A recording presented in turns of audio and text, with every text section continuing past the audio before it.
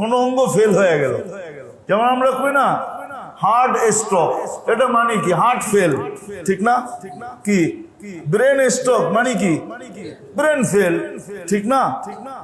তো সমস্ত অঙ্গের ফেলের থেকে যদি আপনি বাঁচতে চান, যে কোনো অঙ্গ যেন ফেল না হয়, সচ্ছল থাকে, এটার জন্য আল্লাহ আমাদেরকে পদ্ধতি শিখাইছেন আল্লাহ রসুলের মাধ্যমে।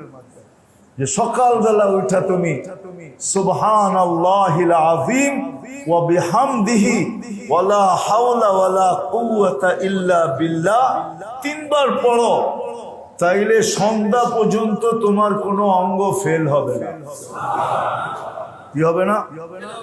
কি প্যারালাইসিসও তো ফেল হয়ে যায়, ঠিক না? হ্যাঁ, কোনো অঙ্গ ফেল হবে না, এই বডির কোনো অঙ্গ ফেল হবে, কাজ কম করতে পারে কিন্তু ফেল হবে, ফেল হবে না। সুবহানাল্লাহিল আযীম ওয়া বিহামদিহি ওয়ালা হাওলা ওয়ালা কুওয়াতা ইল্লা বিল্লাহ। কয়বার? তিনবার, মাত্র তিনবার।